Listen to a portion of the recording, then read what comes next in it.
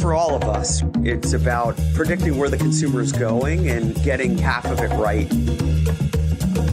One of the things we want to do is create ads that don't suck. Embracing change creates great possibility. I'm Alan Hart, and this is Marketing Today. On the show today, I've got Christine Moorman. She's the T. Austin Finch Senior Professor of Business Administration at the Fuqua School of Business at Duke University. On the show today, we talk about her journey into academia, which started at a pretty early age, and a study that she's been maintaining since 2008 called the CMO Survey. Now, as it relates to the survey, we get into some of the nitty-gritty details of how budgets are moving, what the percentage of revenue is for marketing spend at different types of companies. We also look at the percent of sales versus the percent of overall budget for company budgets as it relates to marketing. We talk about what she's learning in terms of the types of metrics that marketers are tracking and reporting on, and what implications does that have as it relates to marketers being able to communicate the value of marketing to the organization. We talk about technology and MarTech and how spending is on the rise, yet only about 50% of MarTech tools are being fully utilized. And 50% of marketers see that there is a gap, and that gap is about 1/3 of the anticipated value that they were hoping to achieve with that MarTech implementation. So that and much more as we have a great conversation with Christine Moorman.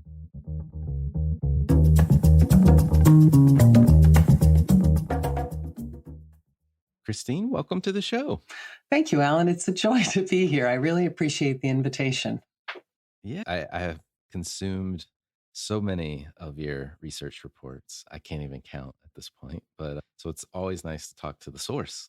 Thank you. So looking forward to that. Thank you. I'm a big student of your podcast, so thank you for all your service in putting this together. Thank you. Thank you.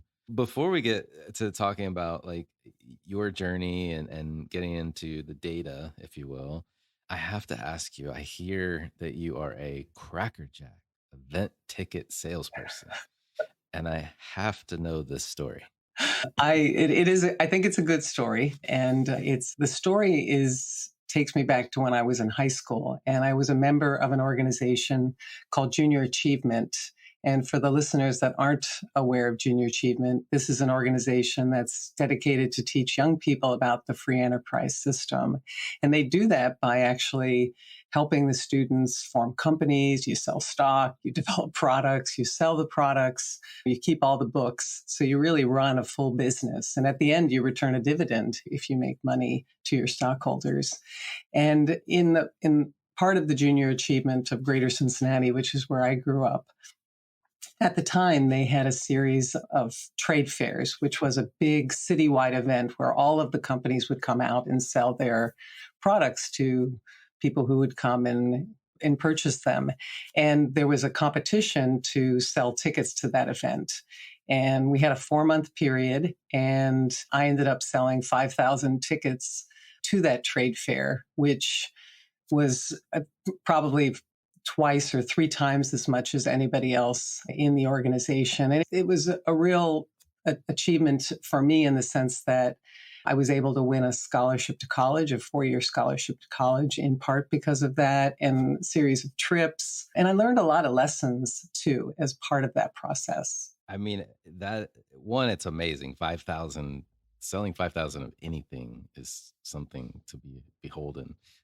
And doing it at such a young formative age, I have to ask, you had other things going on too, right? That you were working, I think you were a student athlete as well, on the basketball team. I can't even imagine like how you did this, school and athletics all at the same time. I think for me, that was really one of the big lessons, that I needed to make a plan. And I had to sell some number of tickets every single day. And if I didn't, I had to sell them on the next day. And so every day I had to go out and figure out a way to sell the tickets. And basketball was there running. I was the president of my own company within Junior Achievement. And there was a big snowstorm that year in Cincinnati. So I basically started by going house to house because we couldn't get the car out. But ultimately, another lesson was that I had to do something different than the other students who were trying to sell these tickets. And I did that by going to businesses and encouraging businesses to buy them for their employees. So instead of selling them one at a time, I was selling them 100 at a time. And that differentiation really made a big difference in my ability to get the work done. Love that. Love it. It feels like you were destined to be a business professor. You've been looking for the edge since a very young age. So I love that story. Let's talk about your path. Like, how did you get into, and what was the progression, if you will, to become a professor and study marketing in particular? When I started in college, I didn't think about becoming a professor. But as I worked through my classes, a lot of professors kept saying to me, you should consider becoming a professor. And I think that's when I realized that I enjoyed the process of thinking about marketing and studying marketing as much as the idea of doing it. I think I would have liked doing it as well, but I liked that bigger picture. And I liked the idea of thinking about the human behavior, the organizational behavior, which we know are so important in business in general, but in particular with marketing when we think about consumer behavior. And so I went straight from undergrad right into my PhD program, which does happen, and then worked on many things over the years that have kept me very close to practice, including the CMO Survey, which I started back in 2008. Yeah, well, let's talk about the CMO Survey. So you have been doing it since 2008. I didn't know when it had started. That's a long time. It is a long time. It's been a labor of love, though, because we really needed something in the field that would provide benchmarks and that would elevate the voice of the marketer, which at the time when I started didn't really have much amplification. What I noticed was that the press was asking the CFO about what was happening in markets. And that struck me as peculiar when the marketer, the marketing leader within the company has the best vantage point on that. Yeah, I agree. I know one of the most sought after stats and coveted in many ways by CMOs that I talk to is where's the budget going, and what is the going rate as a percent of revenue for marketing spend? Because everyone's trying to understand my budget. Am I going to be experiencing headwinds, or my peers growing faster than me, and all of that? So maybe you can enlighten us a little bit on the top level stats around spend. Absolutely. And these are metrics that we have been following really since the very beginning. So we have a nice longitudinal view of these metrics. We focused on two in particular that I'll point to. One is the marketing expenses as a percent of the company's overall budget, and marketing expenses as a percent of the company's sales revenues. And those, putting marketing spending within the overall budget and within the company's sales revenues, lets us adjust for a lot of things that we know influence budgets, like the size of the company, for example. And what we see with overall budget, the marketing expenses as a percent of overall budget, is that these flutter, I think, on average, about 10 to 11%. Back in September of 2022, we saw it increase to 13.8%. But if we look at that sort of long-term average, that's what we see there. And as a percent of company revenues, probably a little bit lower than that, probably 9 to 10, but fairly close. What's interesting, though, is that when you look at those numbers with regard to company and industry differences, I'll just give you a kind of a broad overview of what we find, which is that on companies that have a higher proportion of their sales online have much higher marketing budgets relative to those that have zero or somewhere in between. For example, if 20% of a company's marketing expenses as a percent of their overall budget for companies that have 100% of their sales online, that's almost double. Just to think about what's pushing these numbers around. The other thing is smaller companies have a much higher marketing budgets as a percent of both budgets and revenues than the larger companies. And then, of course, we see this as a common pattern that B2C product in particular, consumer packaged goods companies have those larger budgets. It is super fascinating to your point around just the differences in the different types of companies, but smaller online sales versus maybe more. It does make sense though, to some degree, that I think of smaller companies, they're starting from a smaller base. So maybe they're growing a little bit faster or need growth, Mhm. maybe more than the big established companies. And then the online, to your point, like marketing probably has to work that much harder to generate those sales as well. Yeah, I think you're right. Interesting. I absolutely think you're right. Interesting. Yeah. I know, but beyond the budget question, CMOs are always trying to figure out how to communicate their value to the organization, to their peers, to the company overall. Curious how you think about marketers and their ability to communicate the value, and if you can see anything in the survey itself that leads you down a path of thinking about that.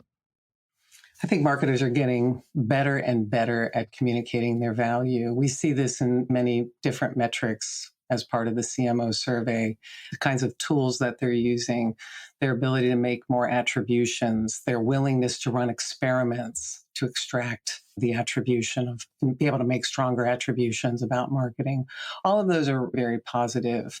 But one challenge I would point out is that how marketers, the types of metrics that marketers tend to rely on. I think there's a challenge here that needs to be pointed out, which is that when we've asked this several times, marketers, what kinds of metrics do you tend to rely on more or less consistently? And of course, we see them relying on things like sales and revenue, but we also see a number of metrics that they have to do with things like content engagement, lead generation and conversion, obviously very important, customer experience and engagement, very important, not to take anything away from those metrics. But at the same time, what we see are a set of other metrics, things like customer lifetime value, brand equity metrics, even things like looking at how marketing is building capabilities within the organization. Those types of what I would call longer term, more strategic kinds of metrics, those are used much less commonly by marketers and much less consistently by marketers at about a third or less of the rate of the other types of metrics.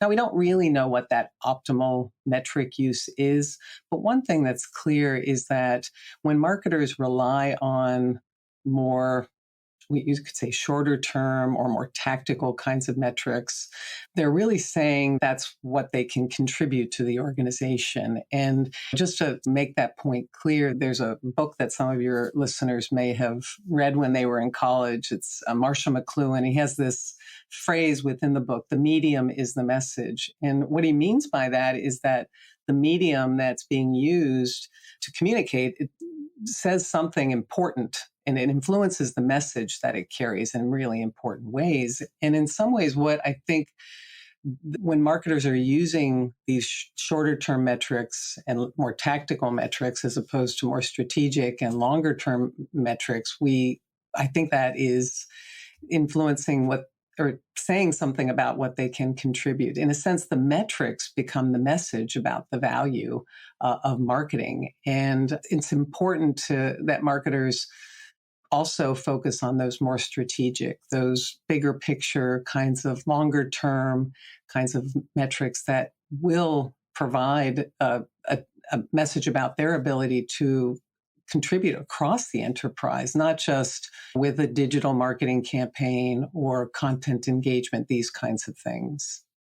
Yeah, no, I think it's a very important challenge that you're making, because if I think about it, a lot of marketers want to think about their marketing expense as an actual investment. And if I just use accounting principles, you've got to think across multiple years, if that's the case, for your ROI or your net present value calculation, which gets you to the metrics like you're talking about, like CLV, like customer lifetime value, and putting marketing back in a lens of an investment, not an expense necessarily. Mm-hmm. So it's interesting. And I do agree with you, like or Marshall, maybe, that the medium is the message. If we talk about engagement rates and channel conversions and ROIs, then that's likely all that our partners will expect from us. That's right. I think what I think is important is that we don't want to let those things go because marketers do contribute in important ways, but we need to think about more of a roadmap, if you will, that plays out all of the ways in which marketing can contribute, whether it's in terms of capabilities that they can develop or how brand contributes in important ways to not only customer outcomes, but employee outcomes. And we know that's the case. It's just that those aren't the metrics that marketers, those are just two examples, but you could think about any number of kinds of customer outcomes as well, where marketing is making phenomenally important contributions, but the metrics that they're using are not sending a signal about that value. Yeah, yes, 100%. 100%. Besides metrics and the budgets that we've been talking about, like how about technology? Like what are you seeing in terms of how technology is impacting marketing today? It's a topic that we surveyed for the first time in the most recent CMO survey. And what we find there is that over about 75% of companies say they're using marketing technologies, and high revenue companies, these larger companies, are leading that process. In terms of the spending, they're currently spending about 20% of their marketing budgets on MarTech. And this is expected to grow to 23.5 in 1 year and about 31% in the next 5 years. So MarTech, it will continue to take off. We see big spending now. There will be even more spending in the future. And what we also find is that about 62% of marketing activities are using MarTech tools. And this is a good news in terms of the way in which MarTech is affecting companies. There are some challenges, though, that we can discuss as well. Yeah, I would love to. Let's talk about some of those. Okay. So I think one of those that stands out is that only about 56% of all the MarTech tools that have been purchased by a company are being used. So now you could look at that and think a number of thoughts, and we could have a long discussion just about this one result. And maybe one way to interpret that is that they bought a system that they're going to grow into. Right, that they've gone big and they're going to grow into it.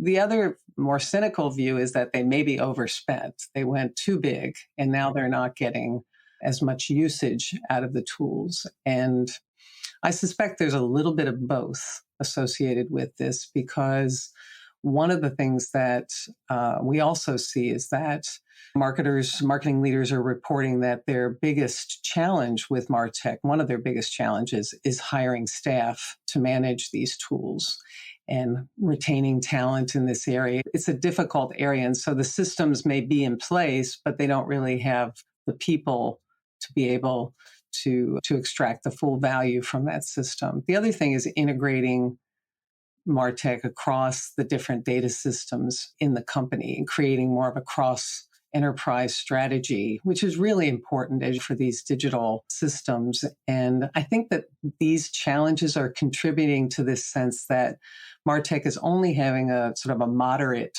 impact on performance. And we also asked marketing leaders, is there a gap between what you expected and what you're getting from MarTech? And about half said there was a gap. And when we asked them to rate that gap, they said it was about a third less than they hoped.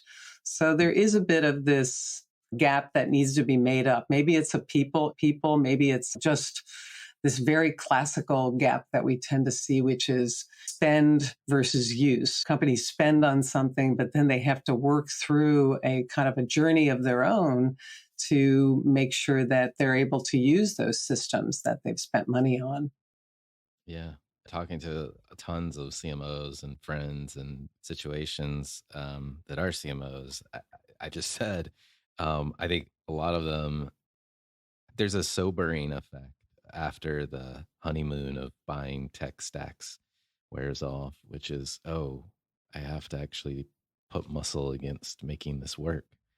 And it comes with the challenges of finding the right people. Where do the people sit? There's organizational challenges in certain companies. Do I work with my IT partners, or do I build that IT capability in my marketing house? creates friction sometimes. And it's just a lot of landmines there to navigate.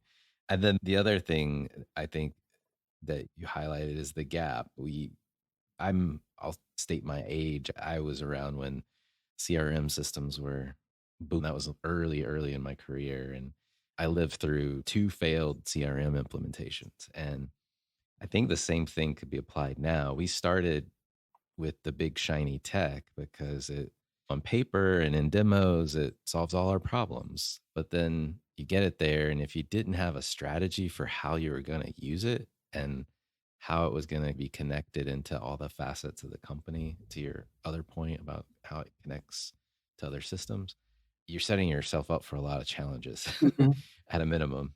And so it echoes, I think, a lot of what I'm hearing from folks. I think putting numbers to it is super powerful because everyone is like scratching their head saying, yeah, I'm not getting what I want. But to look at your benchmarks and say 50% are saying there's a gap from what I expected. And that gap is about a third of the value I thought it was going to create.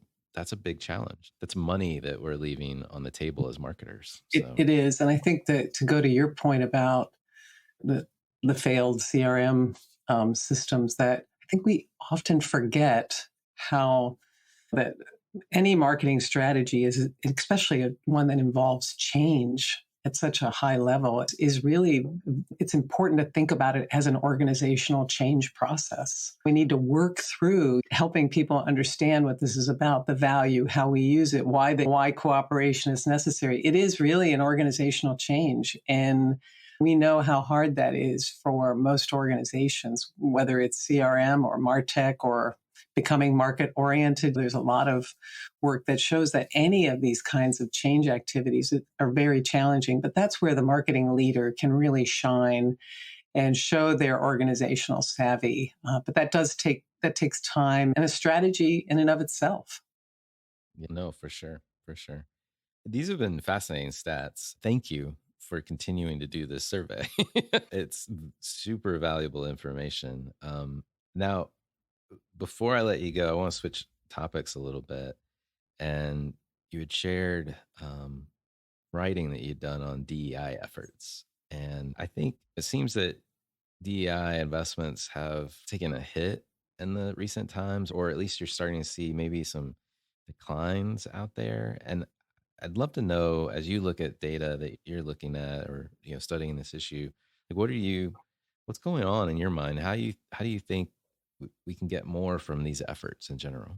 It's an important topic, and what we have seen in the CMO survey is that spending on DE&I with regard to marketing has slowed and dropped off significantly from a year ago. And also, when we ask marketers, do they expect DE&I to be a priority over the next 5 years, that number is smaller than it was back in 2021. When we looked at these numbers, which we did really carefully, one of our thoughts was that part of the reason may be that marketers weren't seeing the returns that they might have hoped for with regard to DE&I investments. So whether that's employee outcomes, customer outcomes, or even financial outcomes. And we surveyed 6 different outcomes from employee attraction and retention, customer acquisition and retention, sales growth, even stock market returns. Was DE&I spending really paying off? And what we see is that those numbers are all down as well. And so I think for marketers, it's very hard to then make the business decision to keep spending in this area. So what to do? That was the question we asked ourselves. And we had a question in the CMO survey where we asked them to rate the degree to which their company had developed an inclusive approach to marketing decision-making, meaning that they've established steps to review and or evaluate marketing decisions from a DE&I perspective. So did they have a process in place that would actually bring DE&I into a sort of an organizational reality related to what we were talking about before? And what we see is that companies that have such a process in place, in other words, that scored higher on that metric, we created 2 groups, companies that were in the low end of that metric and another group that was high. The companies that scored high in terms of having that DE&I process, they performed much higher, significantly, statistically significantly higher on all of those employee, customer, and financial metrics that I discussed earlier. And so the point is to have that kind of process in place. In fact, when we asked them to rate the top barriers for bringing DE&I into their strategy, 50% of leaders included the lack of good DE&I decision-making processes in their set of barriers. So this seems like it's a real game changer for the companies that have gone that far. And we cited some of the companies that have been successful. And there's so many different ways to do this. We talk about 5 or 6 different ways that you can do it. And I don't, unless you want to talk about those in detail, I'll just point to Salesforce, which some of the students that work with me on the CMO survey, we wrote about this in the article, that he realized at some point, I forget the year, that, that 29% of their total employees were women, but only 14% were in these leadership levels. So he wanted to do something about that. And one of the things that he did, among others, was to say that at any meeting where decisions were being made, from some large management session to some small product review, that a third of the people in the room needed to be women, that just having people present, a diverse group of people present, could change the dynamics, change the decisions in important ways. And I thought that was remarkable and an example of one of the ways that you might be able to pull this off. Right. No, that's awesome. And you were just mentioning you're talking about Mark Benioff, the CEO, Correct. I think, right? Correct. Yeah. Yeah. Yeah. That's an amazing example, because not only they're a tech company, a tech platform, but historically women generally are underrepresented to begin with, but to make a claim that they need 1/3 of the room to be representative of women, it can make a huge impact. And the stats that you mentioned, looking at companies that have kind of inclusive decision-making process and the impact on all of those measures that you track going up in the cohort that do versus those that don't, or score higher or lower on that metric, it illustrates the point. It also circles back to those longer term, more strategic measures that we don't use marketing measured against either.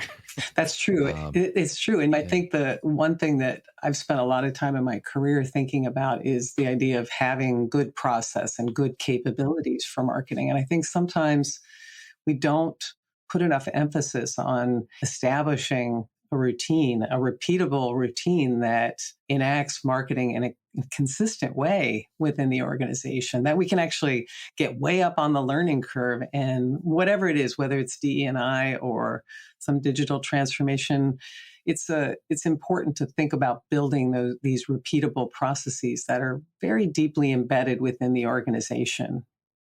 Yeah, no, I agree. I agree with you.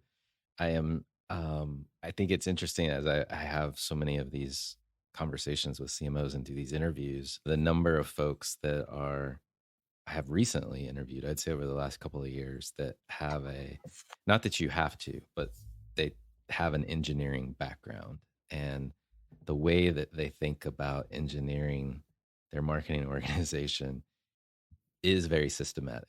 It is about repeatability. It's about building the machine and fine tuning the machine of marketing, if you will. Mm-hmm. And I do think we need that. We need that skill plus the creativity. Like, you have to have both. And every once in a while, we tilt one direction and pull back to the other direction. And I think the key is to have both of those things. But I 100% agree that like good process and capabilities are key to having a well fine-tuned marketing machine. Mm-hmm. So, well, this has been fascinating, and I can't thank you enough for studying tough issues like DEI. The last thing I did a recent survey as well with a club that I'm a member of, and one of the things we were looking at was various different trends in the marketplace, everything from like Gen AI to metaverse and VR and AR. And what we saw was like this vast decline or lack of people experimenting in things like metaverse and AR and type environments now, which you go back a year even, or a year and a half, 2 years, they were all the rage. And I really hope that DEI is not on that slope. But, and in part because of all the benefits that you just highlighted for those companies that are actually making strides and putting things into practice and into their process. So let's hope that marketers are listening to us today and rejuvenate their efforts and help think a little bit longer term about the impacts that they can have. Hear, hear. One of the things we like to do on the show is to get to know you a little bit better. There's a series of questions I ask everyone that comes on. We know you're a crackerjack salesperson. Maybe that should not get out at Duke. Otherwise, they're going to sign you up to sell a bunch of stuff. But my favorite question to ask everyone that comes on is, has there been an experience of your past that defines or makes up who you are today? Very good question. And I think I have to go back to mentorship, that this was my mentors really did guide me and give me excellent direction on a wide range of choices. I think also just saying to me at various points in time that they thought I could do this. I think it's important for all of us to identify a talent when we see it and note it to the person in whom we observe it. And so I really benefited immensely from that kind of mentoring. But also my mentor is a very curious person. Jerry Zaltman is his name, and some of you may know him from his work on ZMET. And he is the most curious person I know. And I think that having somebody model that was important in my career, and just thinking, instead of trying to quickly form an opinion, instead trying to form a question that could inform my opinion. And that's been very helpful in my career. I think the other thing I would point to is my students, that they have been very important in my development as a professor, as a person. I think teaching good students that challenge you is just a wonderful way to learn. And it also taught me a lot about my purpose, that I realized at some point that this is what I wanted to do. This was how I wanted to affect the world, by teaching hundreds and hundreds of students. And over the course of my career, which is now over 30 years, I'd have to count, but thousands and thousands of young people. And that never gets old. I'll go in this summer at the beginning of August and teach another 400 of them. And it's very exciting and it's very challenging. So I think I learned a lot from them about who I was and how I wanted to contribute. No, there is definitely something special about the student professor relationship. I still keep in contact, probably not as often as I should, but still keep in contact with some of my professors from UNC, the lighter shade of blue down the street from you. But some of them aren't there anymore. Charlotte Mason is now at, I think, University of Georgia. That's right. But and then Valerie Zeithamel, service marketing class was great, and her now husband, JB Steenkamp. I didn't take classes from him, but we've become friends, I think, and somebody I spar ideas with on this podcast from time to time. Yeah. There is definitely a connection. I get fuel from seeing what you guys see as a practitioner, because maybe unlike finance, I think there's actually a gap between what we know to be true in academic research and what's actually applied in the real world. And I say unlike finance because I think finance, there's that gap is very short because everyone on Wall Street is looking for that extra advantage. And anyway, I always find those conversations stimulating and interesting to kind of change perspectives. So I just echo what you're saying. This is what I'm trying to say. I have another question for you. What advice would you give your younger self if you're starting this journey all over again? Maybe everybody has these kinds of thoughts, but I guess when I thought about your question, I thought I would probably worry less, believe in myself a little bit more, and maybe not try to please everyone. Those would be it's okay, because there's always going to be people unhappy at some level. Do the best that you can, but worry less about it and believe in myself more. That's great advice. Is there a topic you think marketers need to be learning more about, or maybe it's something you're trying to learn more about yourself? I want to come back to this curiosity point because it is something, it's a skill I think we can nurture, asking good questions, asking thoughtful questions. It's something that I think we have to work at. And part of it is listening, having really good listening skills. I think in general, marketers are pretty good at that because of the whole customer insight piece. But I think it's worth reminding people that's a critically important part of their world, and listening to their employees, so many different listening centers within the organization, and being curious about what those people are saying. I think the other thing is that marketers often bring a sort of their own theory about what they think is going on. And that theory is built from their experience, from their training, from their education, all sorts of things. But that theory needs to be evoked, meaning bring it to the surface and really interrogate it, because I think often we're led astray by the theory that's operating in the background of our decisions. And we may not even be aware of all the assumptions that we're making. Make it explicit, interrogate it, and then until you feel more as comfortable as possible with it, and then move ahead with the decisions that you need to make. Great advice. That's great advice. And when you were talking about the ask good questions, actually somebody that's been on this podcast a number of years ago, but as a friend, I count as a friend now, is this guy named Cal Fussman. He used to be I think it was GQ profile interviewer. So he'd interview all these famous people, from Mikhail Gorbachev to famous actors and actresses. And he had this great saying, and I'm probably going to butcher this, but I'm going to try. So I apologize, Cal, if you're listening. But essentially, he said, my first question out of the gate, I'd have to aim for the heart to unlock the head and then get to the soul of what they wanted to talk about.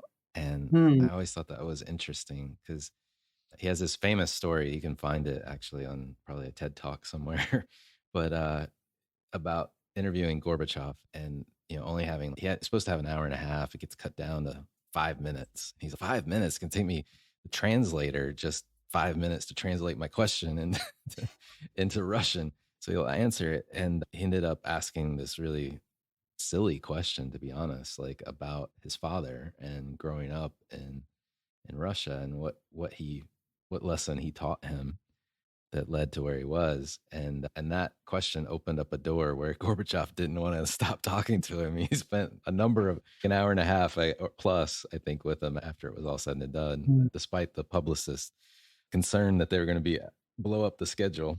I love that. Just that notion of aim for the heart of the question, and it'll unlock a lot for you. Yeah. I think the other thing that question, your story, reminds me of is just the importance of building trust and showing empathy, and that's a big part of listening. That's where people, whether it's Gorbachev or the customer or your CFO, whoever you're talking with, that's where you get access. That's when people drop the armor and start sharing important things with you, whatever those happen to be. 2 last questions for you. Are there any trends or subcultures that you follow or you think other people should take notice of? I'll mention 2 briefly. One is a topic that I've been working on. When I was the editor of the Journal of Marketing, we ran a special issue on what we called Better Marketing for a Better World. And the idea was to really think about how marketing could contribute to a better world. And this is through basic marketing activities, not doing extra things necessarily, although you could. And that's a passion of mine, how we can think about marketing and leverage marketing for a better world. Even, I'll just give you an example. One of the papers, we looked at sales forces, and they looked at the use of variable compensation models. And they found that companies that use these models, the salespeople suffer higher rates of mental health problems. They report larger numbers of sick days. And that was an example of where those kinds of schemes are used all the time within companies, but no one had been able to document the problems that occur. I think even though probably most people know about the stress that it puts these salespeople under, unlocking some of those opportunities to maybe rethink aspects of marketing that are really pretty fundamental to the way that marketing tends to operate.